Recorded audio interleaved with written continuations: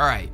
So I'm about to go ahead and get into what a lot of y'all been asking me to do, man. So, man, I'm always going to try to come through for y'all in the best of my ability. And that is going to be the microtransactions, okay? Now, we all know that this is a very hot, debated topic. And we're talking about this goes all the way up to Congress. There's been numerous lawsuits. There's been settlements. There's been certain countries that outlaw virtual currency and loot boxes. So again, we're still in the infancy stages. It's almost like how the NCAA, it took over 20 years before players were able to get NIL and that type of sort.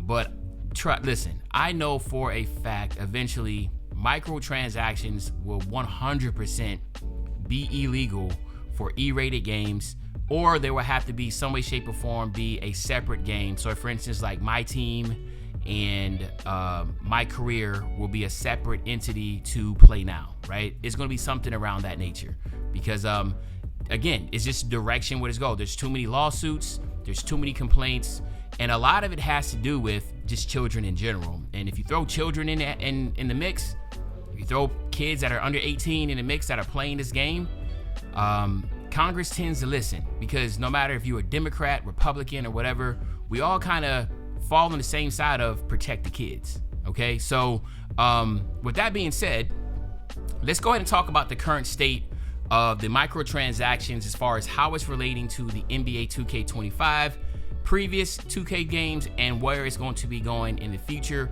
Now, again, with the help of my new buddy ChatGPT, if y'all don't use ChatGPT to ask questions for deep dives, then y'all know what y'all, hey man, trust me, just do it. Low key, I think ChatGPT be going into like people's servers and stuff illegally, dog, because the information you get, I'm like, how does it know this? It says it assumes or it's doing, nah, man, y'all, ChatGPT is is in people's servers, dog. But anyway, so let's just talk about it. It says NBA 2K25 sales and microtransactions, how it stacks up. So I wanted to know, is the microtransactions in NBA 2K25, is it being successful or is it a failure, right? Is it, which direction is the game going? Because a lot of people are saying, oh, the game's dying. Well, is the game dying? Like, let's find out. So ChatGPT says NBA 2K25 continues the long-standing success of the 2K basketball franchise through its performance in both sales and microtransactions, which they will start to call it MTX. So when you hear me say MTX, that's microtransactions. Reflects strong consistency more than groundbreaking growth. So it's being consistent, but it's not doing groundbreaking growth. I mean, it's not growing like pointing straight up. It's just kind of just right there, teetering just right there in the middle. It says at launch, NBA 2K25 sold around 4.5 million copies. By the end of the first fiscal quarter, which is September 2024, roughly matching NBA 2K24's performance. So again, if you're doing year over year, it's just matching. It didn't grow. It just kind of stayed right where it's at. That's where they're saying the consistency. All right. By the end of the year, December 2024, sales grew to 7 million units, showing solid engagement and retention, with Take-Two reporting a 20% rise in daily active users. So there was a 20% rise in daily active users from December 2023 to December 2024. But when it came to revenue, it was pretty much the same. All right. So that's just that that there's more people playing it, but there's not as many people buying with the microtransactions. Okay. So I'll say that again. There's more people playing the game, but there's not as many people buying into the microtransactions. Okay. It says, let me see. However, these numbers fall short of the high mark set by NBA 2K23, which sold over 11 million copies and remains the franchise's top selling entry to date. Okay. So that's huge, right? That is a lot. It says one of the biggest financial drivers behind the franchise, though, isn't just copies sold. It is MTX, the microtransactions.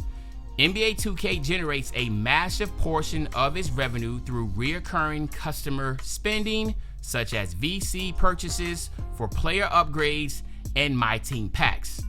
Take-Two has reported that microtransactions account for 70 to 80% of the company's total revenue, with NBA 2K being one of its largest revenue engines. Now, again, 70 to 80% banked on somebody making reoccurring payments on the game, in my opinion, is not good for gaming, okay? Because what that means is, and we already know this, the game has to be tailored to people to buy in-game purchases. If you listen, think about it from your personal standpoint.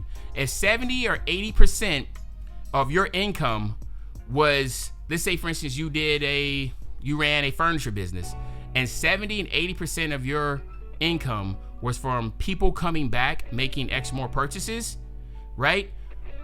Are you gonna make the best furniture ever? Or are you gonna make sure the furniture cracks a little bit so they can come back and buy more? Because you know that if you make the perfect furniture, this person is never coming back again for another 15, 20 years, right?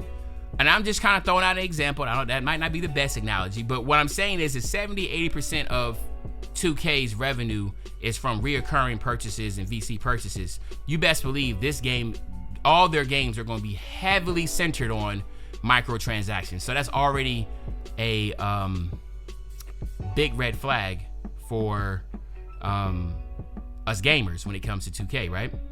It says there, okay, here it is. This is where the 80-20 rule, which they call the Pareto principle, becomes highly relevant. And I knew about this when I was in econ. And it says, so the 80-20 rule is like this. In the case of NBA 2K, it's estimated that around 20% of the player base generates roughly 80% of the microtransaction revenue, okay? So let's go back to like we said beforehand, when they were talking about there was a 20% bump in active users from December 2023 to December 2024, right? But the microtransactions stayed the same, okay?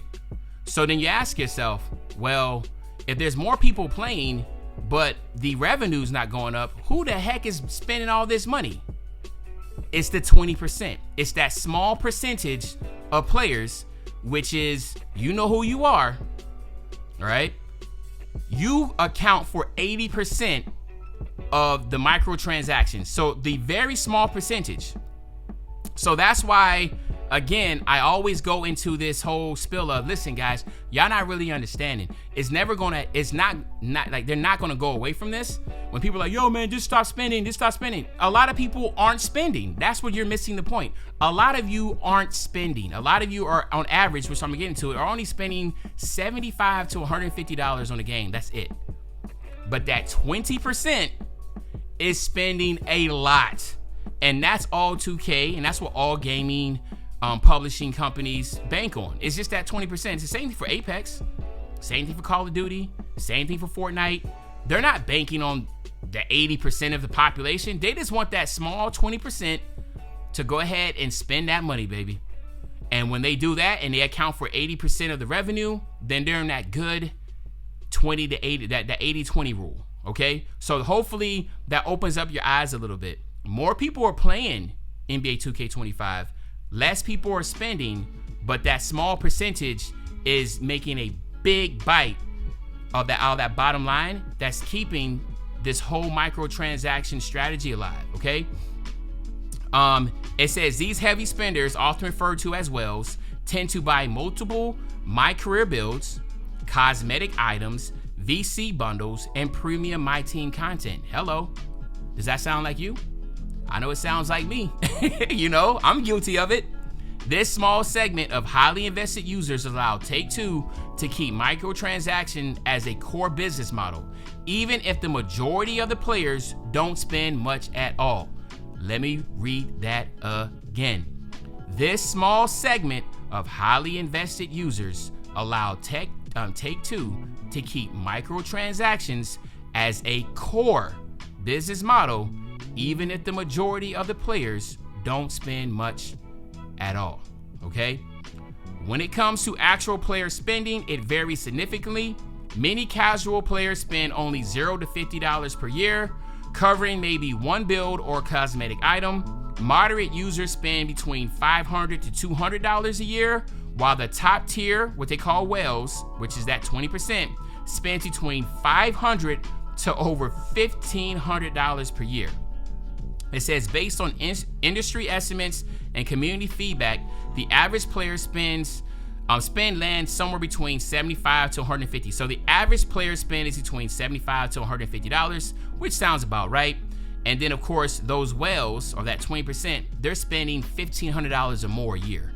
Okay. So it says in summary, NBA 2K is a stable entry in a historically dominant franchise. It continues to perform well in both game sales and microtransaction revenue, thanks in large part to a small portion of players contributing the vast majority of in-game spending. I want to stress this again. It continues to perform well in both game sales and microtransaction revenue, thanks in large part to a small portion of players contributing the vast majority of in-game spending. This business model, which is fueled by the 80-20 dynamic, remains profitable, but increasingly controversial among fans who feel pressured by the game's pay-to-win structure.